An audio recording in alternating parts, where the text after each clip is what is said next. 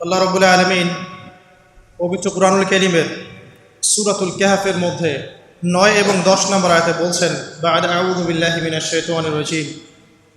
আল্লাহ রাব্বুল আলামিন বলছেন, আম হাসিবতা আন্না আসহাবাল কাহফি ওয়ার রাকিম কানু মিন আয়াতিনা আজাবা। হে নবী মুহাম্মদ সাল্লাল্লাহু আলাইহি ওয়াসাল্লাম, আপনি কি মনে করেছেন যে আসহাবুল কাহফের ঘটনা ছিল একটা বিস্ময়কর ঘটনা? إذ أوى الفتية إلى الكهف فقالوا ربنا آتنا من لدنك رحمة وهيئ لنا من أمرنا رشدا। যখন গুহায় আশ্রয় নেয়া কিছু যুবক আল্লাহর কাছে দোয়া করেছিল, কি দোয়া করেছিল? রব্বানা, হে আমাদের প্রতিপালক, আতিনা মিন লাদুনকা রাহমা, আমাদেরকে আপনার পক্ষ থেকে রহমত দান করুন। ওয়াহাইয়্ লানা মিন আমরিনা রশাদা, এবং আপনার পক্ষ থেকে আমাদের সমস্ত কাজগুলোকে আপনি গুছিয়ে দিন। সুবহানাল্লাহ। আজকে থেকে 1000 বছর আগে দাকিয়ানুস বাদশার একটা সভ্যতা ছিল। এই বাদশা ছিল তৎকালীন সময়কার একজন জালেম শাসক। সে তার রাজ্যে শিরক প্রতিষ্ঠা করেছিল, আল্লাহ রাব্বুল আলামিনের তাওহীদকে উঠিয়ে দিয়েছিল। সে তার রাজ্যে নবী সাল্লাল্লাহু আলাইহি ওয়াসাল্লাম, তৎকালীন সময়কার যে নবী আলাইহিস সালাম, তার সুন্নাহকে উঠিয়ে দিয়ে নিজের মন গড়া আদর্শ বাস্তবায়ন করেছিল দাকিয়ানুস বাদশা। তো সেই বাদশার অধীনে থাকা 8 জন বা 9 জন উচ্চ পদস্থ কর্মকর্তার সন্তানকে আল্লাহ পাক হেদায়েত দান করেন, এবং তারাই ইতিহাসে আসহাবুল কাহফ হিসেবে পরিচিত আছেন। এই 7 জন বা 9 জন যুবক উচ্চ পদস্থ কর্মকর্তার সন্তান ছিলেন। তারা তাওহীদকে চিনতে শিখলেন, আল্লাহ রাব্বুল আলামিনকে চিনতে শিখলেন, শিরকের সাথে তাওহীদের আপোষ করলেন না, সুন্নতের সাথে চলমান জাহিলিয়াতের আপোষ করলেন না। এর ফলশ্রুতিতে তাদের উপর নির্যাতন নেমে আসলো। রাজা তাদেরকে 3 দিন সময় দিলেন। 3 দিনের মধ্যে যদি তোমরা তোমাদের ধর্ম ত্যাগ না করেছো, তাহলে তোমাদেরকে মৃত্যুদণ্ড দেওয়া হবে। তো সেই 7 জন বা 9 জন যুবক ওই রাষ্ট্রের মধ্যে কোনো অরাজকতা সৃষ্টি করলো না, বরং তারা সাইলেন্টলি সেই রাষ্ট্র থেকে চলে গেল। সেই ফিতনাপূর্ণ জাহেলি পরিবেশ থেকে নিজেরা আস্তে করে সরে গেল, সেখানে কোনো রকম ফাসাদ সৃষ্টি করলো না। যাওয়ার সময় তারা একটা কুকুরকে সাথে নিয়েছিল, যেই কুকুর বছরের পর বছর তাদেরকে পাহারা দিয়েছে গুহার মধ্যে। চলতি পথে একটা গুহায় তার আশ্রয় নিয়েছিল, যে গুহার মধ্যে তারা ঘুমিয়ে পড়ে, এবং আল্লাহ রাব্বুল আলামিন 309 বছর পর তাদের ঘুম ভাঙান। 309 বছর পর যখন ঘুম ভাঙল, তারা ক্ষুধার্ত ছিলেন। একে অপরকে জিজ্ঞাসা করছিলেন যে কেম লাবিসতুম, তোমরা কতদিন ঘুমিয়েছ? একজন বলছিল লাবিসনা ইয়াওমান আও বা'দা ইয়াওম, আমরা হয় একদিন ঘুমিয়েছি বা একদিনের কিছু অংশ ঘুমিয়েছি। যাই হোক, তারা ক্ষুধার্ত ছিলেন, তাদের পকেটের মধ্যে কিছু মুদ্রা ছিল, আর সেই মুদ্রা বর্তমান সময়ে চলমান মুদ্রার মতো ছিল না। বর্তমান সময়ে যে চলমান যে মুদ্রাগুলো আছে, যেখানে গোল্ড এবং সিলভারের কোনো অনুপ্রবেশ নাই, যদিও বা কোরআন এবং সুন্নায় গোল্ড এবং সিলভারের কয়েনের কথা আছে, তবে পশ্চিমা সভ্যতা এটাকে হারাম করে দিয়েছে। আর পশ্চিমা সভ্যতা কোনো কিছুকে হারাম করে দিলে সেটা সারা বিশ্বেই হারাম হয়ে যায়, আর পশ্চিমা সভ্যতা কোনো কিছুকে হালাল করে দিলে সারা বিশ্বেই সেটা হালাল হয়ে যায়। পশ্চিমারা যদি বলে পর্দা হারাম, বিশ্ববাসী বলবে হারাম হারাম। তারা যদি বলে পর্নোগ্রাফি জেনা হালাল, সবাই বলবে হালাল হালাল। এখন মানুষ আল্লাহর ইবাদতের চেয়ে পশ্চিমাদের ইবাদত বেশি করে। আর এটা বলে রাখি, সূরা তাওবার 31 নম্বর আয়াতে আল্লাহ পাক বলেছেন, কেউ যদি আল্লাহ পাকের হালালকে হারাম করে নেয় আর আল্লাহ পাকের হারামকে হালাল করে নেয়, এটাকে আল্লাহ পাক কুফরি এবং শিরক বলেছেন। তো দাকিয়ানুস বাদশার যুগটাও ঠিক এমনই ছিল। তো তারা যখন সেই মুদ্রাগুলো নিয়ে বাজারে গেল খাবার কেনার জন্যে, তখন তাদেরকে অ্যারেস্ট করা হলো। কি অভিযোগে? অভিযোগটা হচ্ছে যে তারা গুপ্তধন পেয়েছে, এই অভিযোগে। কিন্তু বাস্তবিক অর্থে তারা কোনো গুপ্তধন পায় নাই। তারা বলছিল আমরা গতকাল মাত্র এখান থেকে বের হয়েছি, আজকে রাতটা এই গুহায় আশ্রয় নিয়েছিলাম, এতটুকু তারা বলেছে। যাই হোক, তথ্য প্রমাণ যাচাই করে দেখা গেল যে তারা যে ঘুমিয়েছিল এতে প্রায় 309 বছর অতিবাহিত হয়ে গেছে, এবং এখন যে বাদশা ক্ষমতায় আছে সে আলহামদুলিল্লাহ একজন তাওহীদপন্থী মানুষ। সে আল্লাহকে বিশ্বাস করে, নবী রাসূলকে বিশ্বাস করে, আল্লাহ পাকের ঐশী গ্রন্থকেও বিশ্বাস করে। তবে ওই সমাজের মানুষ একটা বিষয়কে বিশ্বাস করে না, সেটা হলো মৃত্যুর পর পুনরুত্থান বা রিজারেকশন, যেটা আমরা বলি মৃত্যুর পর পুনরুত্থান, এই বিষয়টাকে তারা স্বীকার করে না। তো আল্লাহ রাব্বুল আলামিন মাত্র 9 জন যুবকের মধ্য দিয়ে পুরো একটা নেশনকে শিক্ষা দিলেন যে মৃত্যুর পর পুনরুত্থান সত্য। যে আল্লাহ রাব্বুল আলামিন 309 বছর ঘুম পাড়িয়ে রেখে জীবিত করতে পারেন, নিঃসন্দেহে সে আল্লাহ রাব্বুল আলামিন লক্ষ কোটি মানুষকে 1000 বছর পরেও জীবিত করতে পারবেন ইনশাআল্লাহ। এতে করে ওই পুরো সমাজটাই তাওহীদপন্থী হয়ে গেল আলহামদুলিল্লাহ। এই হলো আসহাবুল কাহফের ঘটনা, খুব সংক্ষিপ্ত করে বললাম। এই আসহাবুল কাহফ তারা কিন্তু খুব উচ্চ পদস্থ কর্মকর্তার সন্তান ছিলেন এবং তারা ছিলেন যুবক। তারা কেউ কাউকে চিনতেন না, কিন্তু আল্লাহ পাক তাদের মধ্যে একটা হৃদয়ের বন্ধন দিয়ে দিয়েছিলেন। এবং তারা ওই রাষ্ট্রে কোনো ফাসাদ সৃষ্টি করেন নাই, কোনো অরাজকতা সৃষ্টি করে নাই, তারা ভাঙচুর করে নাই, তারা হরতাল করে নাই, অবরোধ করে নাই, কিচ্ছু করে নাই। তারা তাওহীদের দাওয়াত দিয়েছে, মানুষ কবুল করে নাই, তাদেরকে আলটিমেটাম দেওয়া হয়েছে, দিন পরিবর্তন করো, না হলে তোমাদেরকে মৃত্যুদণ্ড দেওয়া হবে। তারা আস্তে করে সেখান থেকে চলে গিয়েছে, জাহেলিয়াত থেকে টোটালি ডিসকানেক্ট হয়ে গেছে। এরপরে আল্লাহ পাক তাদেরকে এমন একটা ঘটনা ঘটালেন যাতে করে পুরো একটা সভ্যতা হেদায়েত পেয়ে গেল আলহামদুলিল্লাহ। শুধু তাই নয়, এই ঘটনা কোরআনে থাকবে আর কোরআন কিয়ামত পর্যন্ত থাকবে ইনশাআল্লাহ। যত মানুষ কোরআন তেলাওয়াত করবে ইনশাআল্লাহ সবাই এই ঘটনার আলোকে হেদায়েত পাবে ইনশাআল্লাহ। তো দেখুন, অল্প কিছু মানুষকে দিয়ে আল্লাহ পাক বড় কমিউনিটিকে হেদায়েত দিতে পারেন। তাদের দোয়াটা আমরা সবাই করি আজকে। তারা দোয়া করেছিল, রব্বানা আতিনা মিন লাদুনকা রাহমা ওয়া হাইয়্ লানা মিন আমরিনা রাশাদা। ঠিক একই যুগ আবারও এসেছে ঘুরে ফিরে, সময় পরিবর্তন হতে থাকে।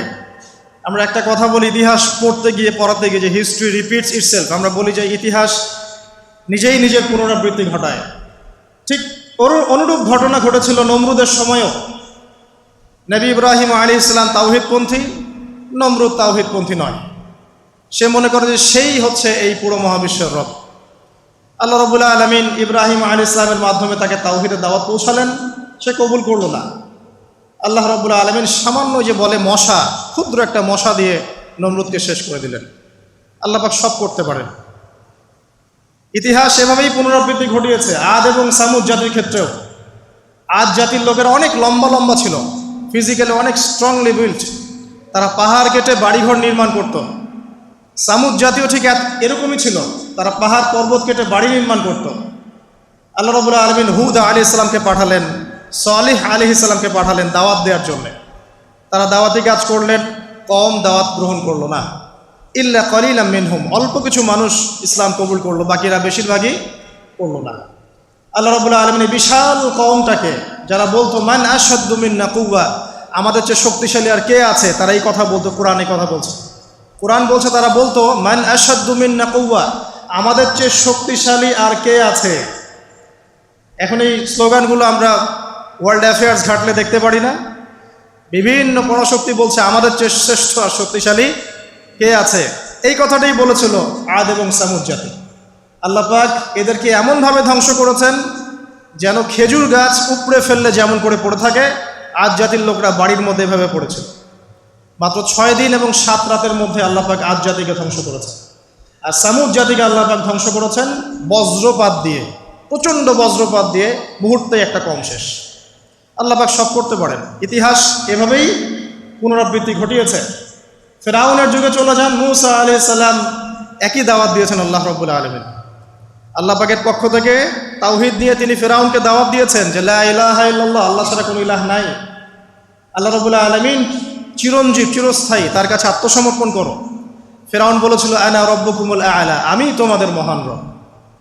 নাউযুবিল্লাহ। সে বলেছিল মা উরিকুম ইল্লা মা আরা, আমি যা ভালো মনে করি তাই তো তোমাদেরকে বলি। ওয়া মা আহদিকুম ইল্লা সাবিলার রাশাদ, এবং আমি তোমাদেরকে শুধু সৎপথ দেখাই। ফেরাউন এই কথা বলেছিল। সে বলেছিল যে মা আলিমতু লাকুম মিন ইলাহিন গায়রি, আমি তো জানি না যে আমি ছাড়া তোমাদের কোনো ইলাহ আছে। নাউযুবিল্লাহ। আল্লাহ রাব্বুল আলামিন সবর করেছেন, তাকে সময় দিয়েছেন, একটার পর একটা গজব দিয়েছেন। কখনো উকুন নাজিল করেছেন, কখনো রক্ত নাজিল করেছেন, কখনো প্লেগ, কখনো ব্যাং, কখনো ফড়িং, এরকম করে 9টা আযাব আল্লাহ পাক ফেরাউনকে দিয়েছেন, তার কওমকে দিয়েছেন। সর্বশেষ আল্লাহ রাব্বুল আলামিন লোহিত সাগরে সদল বলে ফেরাউনকে ডুবিয়ে মেরেছেন। ডুবে মরার সময় ফেরাউন বলেছিল যে আমানতু বিরব্বি হারুন ওয়া মূসা, আমি এখন হারুন এবং মূসার রবের প্রতি ঈমান আনলাম। ডুবে মরার সময় ফেরাউন এই কথাটা বলেছিল। তখন আল্লাহ রাব্বুল আলামিন বলেছেন আল-আন, এখন, ওয়াকাদ আসাইতা মিন ক্বাবল, এর পূর্বে তুমি বিরুদ্ধাচরণ করেছো। আল-ইয়াউমা নুনাজ্জিকা বিবাদানিক, আজকে আমি তোমার বাদান মানে তোমার দেহটাকে সংরক্ষণ করব, প্রিজার্ভ করব। কি জন্য প্রিজার্ভ করবেন? মিউজিয়ামে রেখে দেওয়ার জন্য? মিশরের মিউজিয়ামে রেখে দেওয়ার জন্য? কি কারণে প্রিজার্ভ করব? লিতাকুনা লিমান খালফাকা আয়াহ, তোমার পরবর্তীতে যারা আসবে পৃথিবীতে ওদের সবার জন্য তুমি নিদর্শন হয়ে থাকবে, এই কারণে। তো ফেরাউনের পরে তো হাজার হাজার বছর চলে গেল, এবং এই হাজার বছরে আমরা দেখেছি আরো 1000টা ফেরাউন এসেছে পৃথিবীতে। তাদের সবার জন্য এই ফেরাউনের মমিটা ছিল কি? নিদর্শন। কে আল্লাহ নিদর্শনের পরোয়া করে? আল্লাহ পাকে নিদর্শনের কে পরোয়া করে? আমাদের কনসেপ্ট এখন এমন, ইনহিয়া ইল্লা হায়াতুনা দুনিয়া, এই দুনিয়ার জীবনটাই আমাদের হায়াত। নামুতু ওয়া নাহইয়া, আমরা এখানেই বাঁচি, এখানেই মরি। ওয়া মা নাহনু বিমাবউসিন, আর আমাদেরকে পুনরুত্থিত করা হবে না। কোনো মানুষ যদি পরকালীন কনসেপ্ট লালন করে চলে, সেই মানুষ কি বেনামাজি থাকতে পারে কিনা? সেই মানুষ কি যাকাত না দিয়ে থাকতে পারে কিনা? যে মানুষ পরকালে বিশ্বাস করে যে আল্লাহর সামনে আমাকে দাঁড়াতে হবে একা একাই, আমার ইমাম, আমার পীর, আমার অমুক, আমার তমুক নেতা নেত্রী কেউ আমার সাথে যাবে না, আমাকে একা আমার আল্লাহর সামনে দাঁড়িয়ে হিসাব দিতে হবে, এই কথা যে চিন্তা করে, সে কি নামাজ না পড়ে থাকতে পারে কিনা? সে কি যাকাত না দিয়ে থাকতে পারে কিনা? সে কি দুর্নীতি করতে পারে কিনা? মানুষকে ঠকাতে পারে কিনা? সে কি সুদ খেতে পারে বা ঘুষ খেতে পারে? সে কি জেনা করতে পারে? সে কি কাপড় খুলে দিয়ে উন্মুক্ত হয়ে ঘুরতে পারে কিনা? এখন তো উন্মুক্ত হওয়ার সংস্কৃতি চলছে নাকি?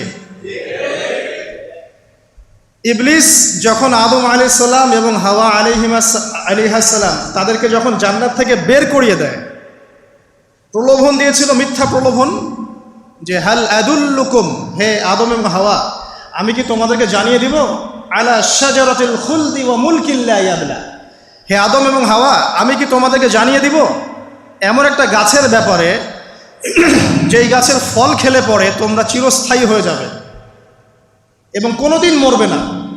এই যে চিরস্থায়িত্বের টোপ আর অমরত্বের টোপ, এই দুইটা টোপ দিয়ে আমাদের পিতামাতাকে ইবলিস জান্নাত থেকে বের করে দিয়েছে। এখন পৃথিবীতে যত মানুষ পথভ্রষ্ট হচ্ছি আমরা, আমাদের এই দুইটা খাসলতের কারণে। আমরা অমরত্ব আশা করছি, আমাদের চলাফেরা দেখলে মনে হয় আমরা মরবো না, পরকালীন কনসেপ্ট বাদ।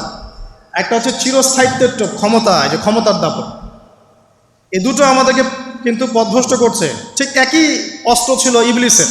সূরা আরফ পড়ে দেখেন, আমি কোনো কিছু বানিয়ে বলছি না। তখন আল্লাহ পাক বললেন যে ইয়া বানি আদম, হে বনু আদম, আদমের সন্তান যারা আছো, আমাদেরকে আল্লাহ পাক বলছে তোমরা শোনো, লা ইয়াফতিনান্নাকুমুশ শাইতান, শয়তান যেন তোমাদেরকে ফিতনায় না ফেলতে পারে। কামা আখরাজা আবাওয়াইকুম মিনাল জান্নাহ, ঠিক যেমন করে তোমাদের পিতামাতাকে শয়তান জান্নাত থেকে বের করে দিয়েছে।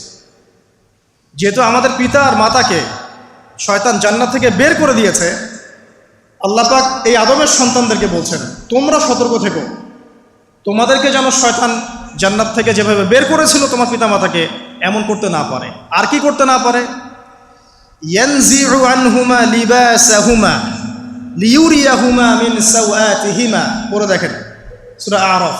আল্লাহ বলছেন মনে রেখো আদমের সন্তানরা, ইবলিস কিন্তু শুধু তোমার পিতামাতাকে জান্নাত থেকে বের করেই দেয় নাই, বরং গাছের কাছে নিয়ে গিয়েছিল, ফল খাওয়ার সাথে সাথেই তাদের গায়ের পোশাক খুলে পড়ে গিয়েছে। তাহলে আমাদের পিতামাতাকে জান্নাতে নগ্ন করে দিয়েছিল কে? সেই কথা আল্লাহ পাক বলছেন আদম সন্তানদেরকে তোমরা সতর্ক থেকো, তোমাদেরকে যেন ইবলিস নগ্ন করতে না পারে, ঠিক যেমন করে তোমাদের পিতামাতাকে করেছে। তাহলে এখন যে পুরো বিশ্ব জুড়ে নগ্নতার যে সংস্কৃতি চলছে তাই এরা কার এজেন্ডা বাস্তবায়ন করছে বুঝতে পারছেন? কোরআন পড়েন। পৃথিবীতে যত সভ্যতা চলে গেছে, ব্যাবিলনের সভ্যতা, চাইনিজদের সভ্যতা, তারপরে যে আমাদের মাও সেতুং, ইতালির মুসোলিনি, এদিকে জ্যাপল সার্তে, এদিকে আপনার ফিডেল ক্যাস্ট্রোর কথা বলেন, ওই পশ্চিমা সভ্যতা বাদ দিয়ে যত বড় বড় সভ্যতা রিনাউন্ড, সবার পোশাক ছিল শালীন। আমি চ্যালেঞ্জ করলাম, খুঁজে দেখেন চাইনিজদের পোশাক দেখেন, আগেকার পোশাক, 1000 বছর আগের পোশাক, শালীন পোশাক। তারা কিন্তু মুসলিম ছিলেন না। আপনি এই ব্যাবিলনের সভ্যতা দেখেন, ব্যাবিলনের সভ্যতা অনেক প্রাচীন না? এই সভ্যতার পোশাক দেখবেন এটা অশালীন পোশাক ছিল না। এমনকি আইয়ামে জাহিলিয়াত যেটা আমরা বলি, নবী সাল্লাল্লাহু আলাইহি সাল্লাম যখন জন্ম নেননি তার আগের সময় কথা, ওই সময়ও যে মানুষ জেনা করতো, মেয়েকে যে কন্যা সন্তানকে জীবিত দাফন করত, তারপরেও ওদের পোশাক শালীন ছিল। হঠাৎ করে বিশ্বে একটা সভ্যতা আসলো পশ্চিম থেকে, তারা বলল যে পোশাক শর্ট হতে হতে হতে হতে এক পর্যায়ে বিকিনি পরে ঘোরা শুরু করলো, এবং এখন ওরা সারা বিশ্বে ওটা ছড়িয়ে দিচ্ছে, আমরা সবাই ওটাকে গ্রহণ করছি। আমরা বলছি 1000 বছরের সমস্যা। এখন দেখেন আল্লাহ পাক কি বলছেন, ওয়াইদা ফাআলু ফাহিশাতান, ওই সূরার মধ্যে আছে, যখন তারা কোনো ফাহেসা কাজ করে তারা বলে, ক্বালু, তারা বলে, ওয়াজাদনা আলাইহি আবানা, আমরা এগুলো আমাদের বাপ দাদাদেরকে দেখেছি করতে। যখন তারা কোনো ফাহেসা কাজ করে তারা বলে, অশ্লীল কাজ করলে বলে, আমরা এগুলো দেখেছি বাপ দাদা পিতৃপুরুষ থেকে করে আসছে। আল্লাহু আমারানা বিহা, আল্লাহ আমাদেরকে আদেশ করেছেন। আল্লাহ বলছেন, কুল ইন্নাল্লাহা লা ইয়া'মুরু বিল ফাহশা, আল্লাহ পাক কখনো অশ্লীল কাজের আদেশ করতে পারেন না। আতাকুলুনা আলাল্লাহি মা লা তা'লামুন, তোমরা কি আল্লাহ সম্পর্কে এমন কথা বলছো যে কথা তোমরা জানো না? আল্লাহ কিসের আদেশ করেন? আল্লাহ বলছেন, কুল আমারা রাব্বি বিল কিসত, হে নবী বলে দিন আল্লাহ পাক আদেশ করেন ন্যায় বিচারের আদেশ করেন। ওয়া আকিমু ওয়ুজুহাকুম ইনদা কুল্লি মসজিদ, এবং প্রত্যেক নামাজের ওয়াক্তে নিজের চেহারাটাকে একনিষ্ঠভাবে আল্লাহর দিকে ফেরাবে, এই আদেশ আল্লাহ পাক করেন। ওয়া আকিমু ওয়ুজুহাকুম ইনদা কুল্লি মসজিদ ওয়াদউহু মুখলিসিনা লাহুদ্দিন, এবং একনিষ্ঠভাবে তোমরা আল্লাহকে ডাকবে, দোয়া করবে, এই আদেশ আল্লাহ পাক করেন। আল্লাহ পাক কি অশ্লীল কাজের আদেশ করতে পারেন? ইতিহাস পড়ে দেখেন, আমি নিজে হিস্ট্রির ছাত্র, আপনি পড়ে দেখবেন, পুরো ঐতিহাসিক পটভূমি পড়ে দেখবেন, মানুষ এই ঊনবিংশ শতাব্দী আসার আগে এত অশ্লীল ছিল না। এখনকার বিশ্বে যত সমস্যা চলছে, কয়েকটা বলি, রিবা বা সুদ, জেনা বা উন্মুক্ত যৌনাচার, তারপরে বেপরদামি অশ্লীলতা, 4 নাম্বার আপনার মাদক, ঠিক আছে, 5 যে বড় মহামারী পর্নোগ্রাফি, যত বড় বড় মেজর সমস্যাগুলো চলছে যেগুলো ইয়াং জেনারেশনকে ধ্বংস করে দিচ্ছে, এগুলোর ম্যাক্সিমাম এসেছে কিন্তু পশ্চিম থেকে। খেয়াল করে দেখবেন, এগুলো কিন্তু বাংলাদেশ থেকে আসে নাই, আসছে ভারত থেকে আসছে, পাকিস্তান থেকে আসছে, সাবকন্টিনেন্ট থেকে আসে নাই, এগুলো দেখবেন একটা নির্দিষ্ট জায়গা থেকে আসছে। তো এই কারণেই আমাদের সতর্ক দৃষ্টি রাখতে হবে যে বস্তুবাদী উন্নয়ন সব কিছু নয়। হ্যাঁ, আমরা জিডিপি বাড়ালাম, ইন্ডাস্ট্রিজ গড়লাম, মঙ্গলে চলে গেলাম, চাঁদে গেলাম, ওকে ফাইন, এগুলোর কেউ বিরোধিতা করবে না, এটা ভালো, ন্যাশনকে এগিয়ে নিতে হবেই, এটাই এডুকেট তারও নয়, এবং এডুকেটেই করতে হবে, কিন্তু নৈতিকতার বিসর্জন দিয়ে নয়। নৈতিকতার বিসর্জন দিয়ে ধর্ম থেকে দূরে চলে এসে নাস্তিকতায় বিশ্বাসী হয়ে আল্লাহকে বাদ দিয়ে, রাসূলকে বাদ দিয়ে এই বস্তুবাদী উন্নয়ন আমাদের পরকালকে বাঁচাতে পারবে না। তো পরকালকে বাঁচিয়ে রেখে আমার দুনিয়াবী উন্নয়ন করতে হবে, এবং দুনিয়ার উন্নয়নটা অবশ্যই জরুরি। সারা বিশ্ব যখন এগিয়ে যাচ্ছে, আমরা কেন পিছিয়ে থাকবো? আমি তো এটাও বলি যে এটা অনেক মাদ্রাসার লাইনে যারা আছেন তারা আমার সাথে একটু বিরোধিতা করেন এই বিষয়ে, কিন্তু আমি নিজেই বলি, বিশাল আগুন, এই আগুনটা মানব জাতিকে হাসরের মাঠের দিকে তাড়িয়ে নিয়ে যাবে। এই 10টা আলামত না আসা পর্যন্ত কিয়ামত হবে না। অতএব আপনি এখন রিল্যাক্সে নাকে তেল দিয়ে ঘুমান নাকি ভাই? এই 10টা আলামত না আসা পর্যন্ত কিয়ামত হচ্ছে না, তবে এই 10টা আলামত আসার পটভূমি কিন্তু তৈরি হয়ে যাচ্ছে, এটা আমাদের খেয়াল করতে হবে। আচ্ছা আসেন, এই যে শুআয়ব আলাইহিস সালামের কওমকে যে ভূমিকম্প দিয়ে ধ্বংস করা হলো, এই ভূমিকম্প কখন আসে? আল্লাহ পাক বলছেন তার রাসূলের মাধ্যমে, যখন সমাজের মধ্যে পাপ বেড়ে যাবে, অশ্লীলতা বেড়ে যাবে, মানুষ মাদককে হালাল মনে করা শুরু করবে, জেনাকে হালাল মনে করা শুরু করবে, এবং এই যে বেপরদামি বেড়ে যাবে, তখন সমাজের মধ্যে ভূমিকম্প দেখা দিবে, ভূমিধস দেখা দিবে। গান বাজনা, বাদ্যযন্ত্রকে মানুষ হালাল মনে করা শুরু করবে, তখন এগুলো আসবে। তো এগুলো কি আসার বাকি আছে এখন? কি মনে হচ্ছে? আল্লাহ পাক আমাদেরকে হেফাজত করুন, আমিন। বাঁচার উপায় কি? ওই যে বললাম, রব্বানা বলেন, আতিনা মিন লাদুনকা রাহমা ওয়া হাইয়্যি লানা মিন আমরিনা রাশাদা। এভাবেই ইতিহাস নিজেকে পুনরাবৃত্তি ঘটিয়েছে। কওমে লূত, মনে আছে? লূত আলাইহিস সালামের কওম, ইব্রাহিম আলাইহিস সালামের ভাতিজা ছিলেন লূত আলাইহিস সালাম। তাকে আল্লাহ পাক একটা কওমকে দাওয়াত দেওয়ার জন্য পাঠালেন, যেই কওম এমন পাপ করছে যেই পাপ ইতিহাসে কেউ কখনো করে নাই।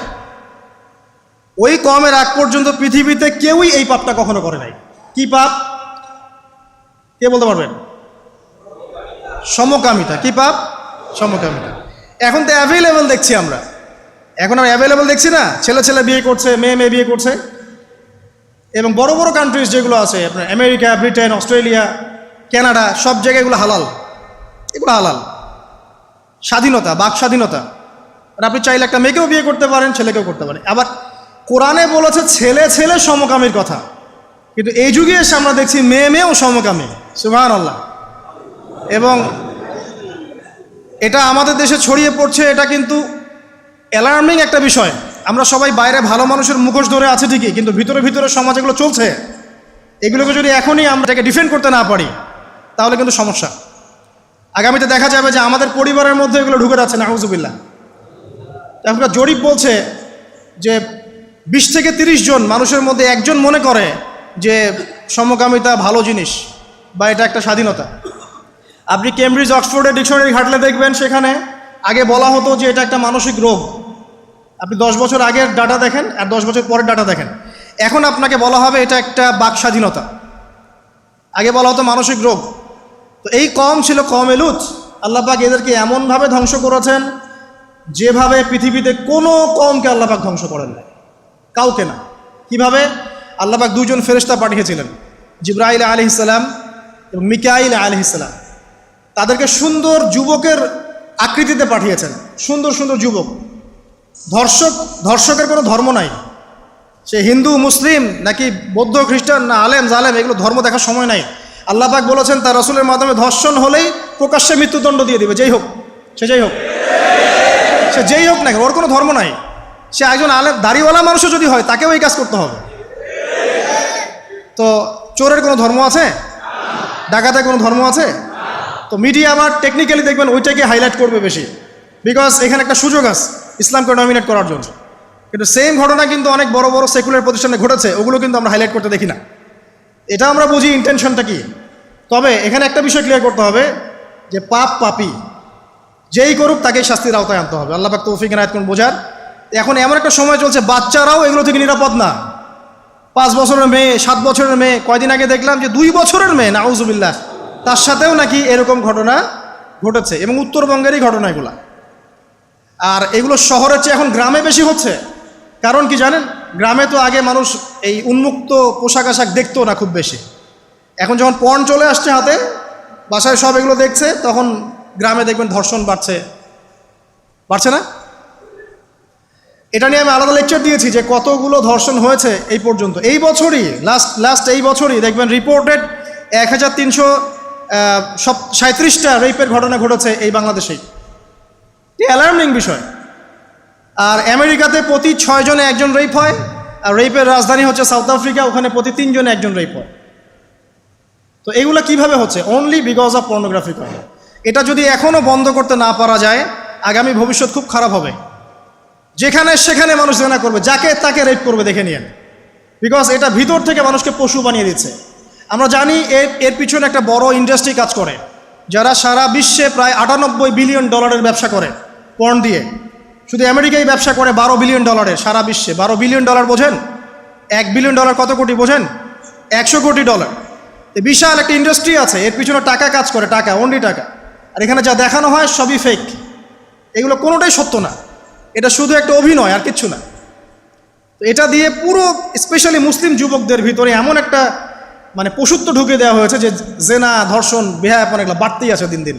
এটা না কমানো গেলে এবং আইনের সুশাসন নিশ্চিত করা না গেলে ধর্ষণ কমবে না, জেনা কমবে না, ইফটিজিংও কমবে না, মেয়েদের অধিকারও আর আদায় করা সম্ভব হবে না। এটা আমার মত।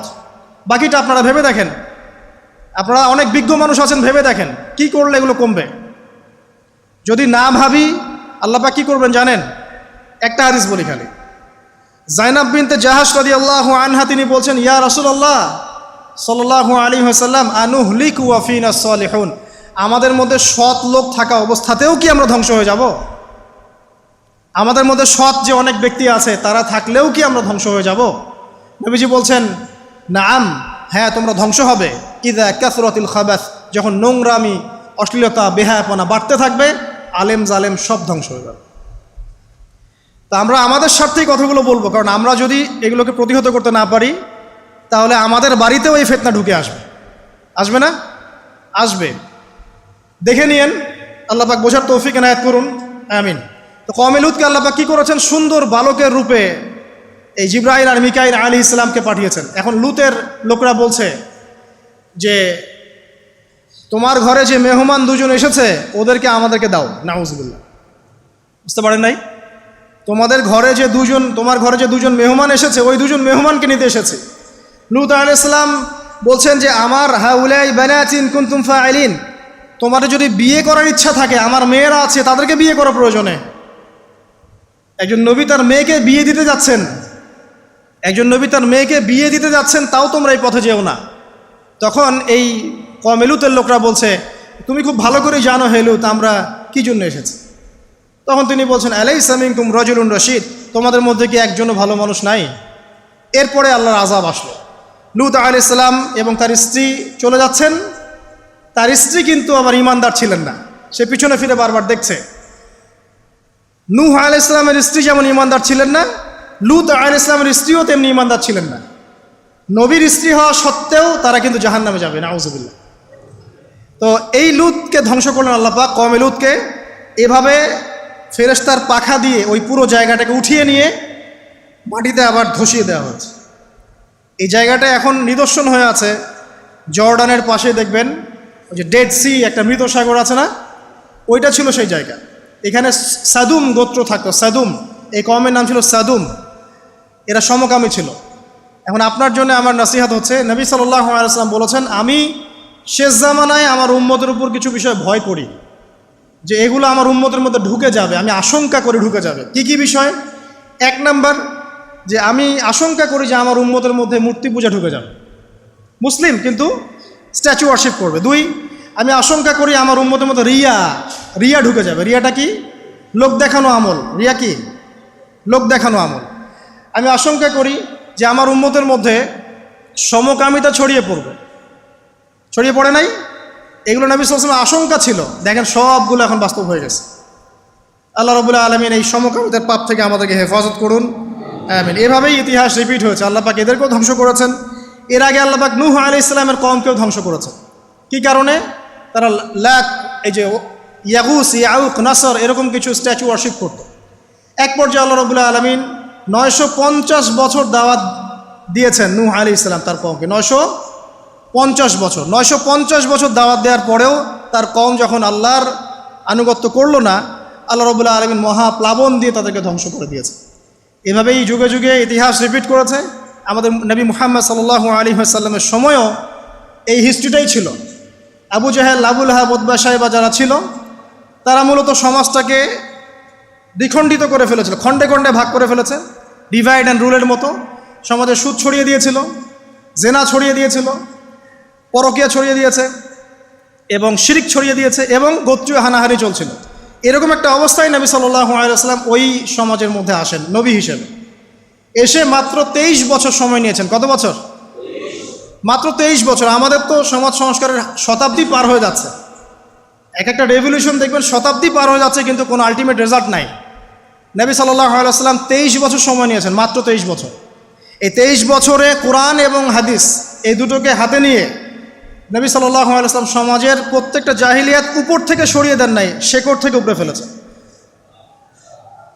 তবে তিনি যখন ইসলাম প্রতিষ্ঠা করে দিয়ে চলে গেছেন, খোলাফায়ে রাশেদার যুগ চলে গেছে, তারপর উমাইয়া খেলাফত এসেছে প্রায় 100 বছরের মতো, পরে আব্বাসীয়রা এসেছে প্রায় 550 বছরের মতো, আস্তে আস্তে ফাতেমিরা এসেছে, ওদিকে কর্ডোভার, স্পেনে আন্দালুসিয়া উমাইয়া শাসন ছিল, ওসমানীয়রা এসেছে, এভাবে ইতিহাস চলেছে দীর্ঘদিন, প্রায় 1400 বছর।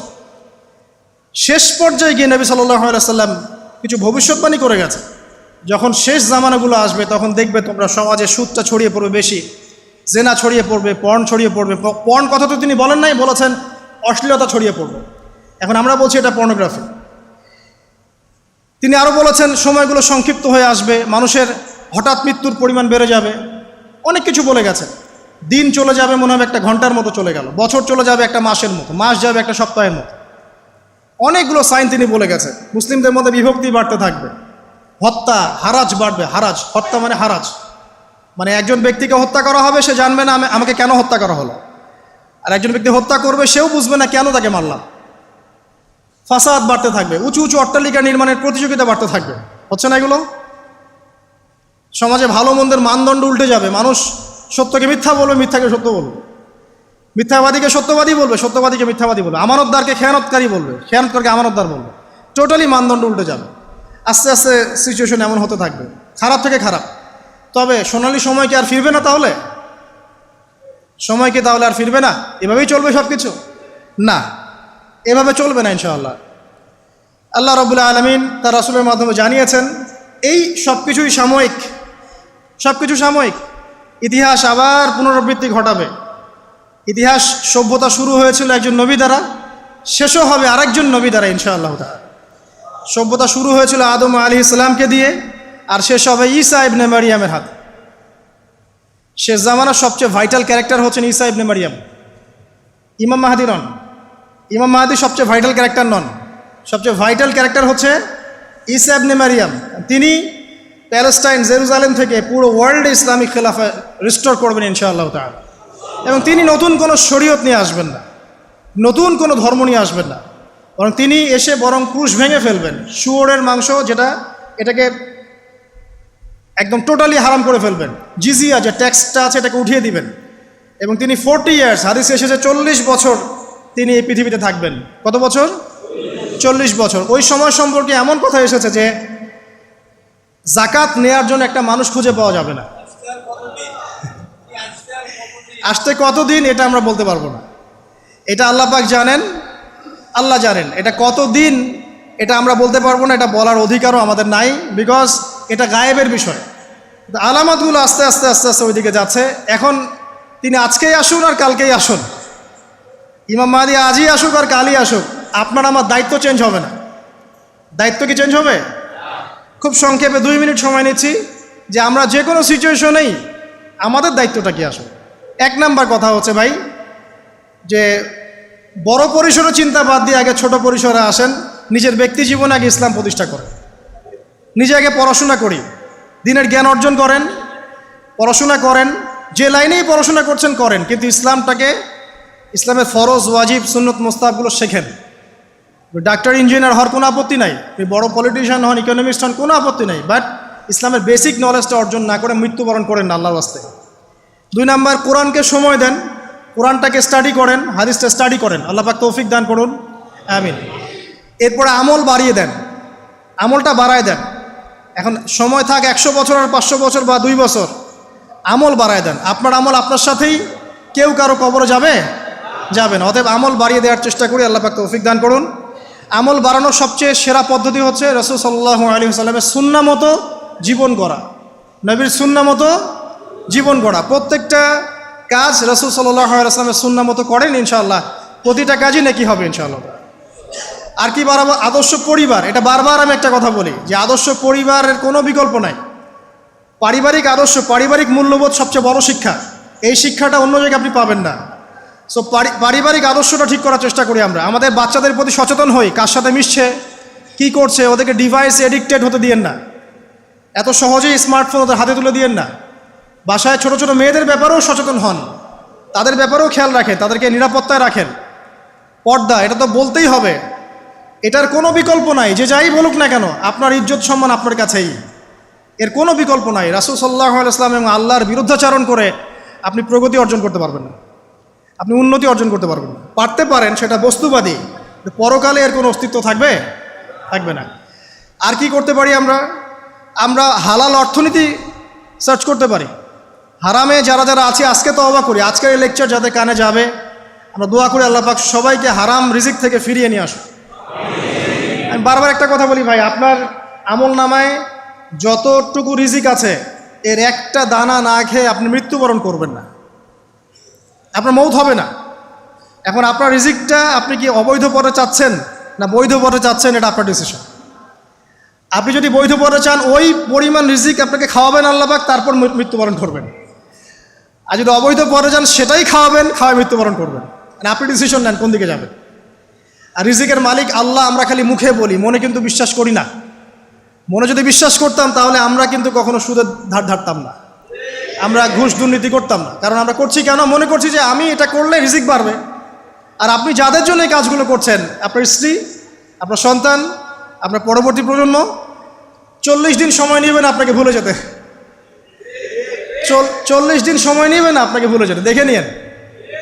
কবর খুব একাকিত্বের জীবন। আসলে মৌতের যে যন্ত্রণার কথা আমরা বলি না, এটা সবচেয়ে বড় বিষয়টা কি জানেন? শারীরিক কষ্ট তো আছেই, এই যে দুনিয়ার সবার থেকে বিচ্ছেদ, এটাই হচ্ছে যন্ত্রণা। সবার থেকে বিচ্ছেদ না, সবার থেকে বিচ্ছেদ হয়ে চলে যেতে হয়, এটা সবচেয়ে বড় যন্ত্রণা। মানুষ একা থাকতে চায় না। জেলখানায় যে মানুষকে বন্দি করে রাখে না, ওই একাকিত্বের কষ্টে মানুষ ভোগে। একা একা, আমি একা, কেউ নেই আমার সাথে, এটাই। এর উপর যদি আবার টর্চার করা হয়, রিমান্ড দেওয়া হয়, তাহলে কি অবস্থাটা হবে বোঝেন। এই হলো কবর, এই হলো কবর।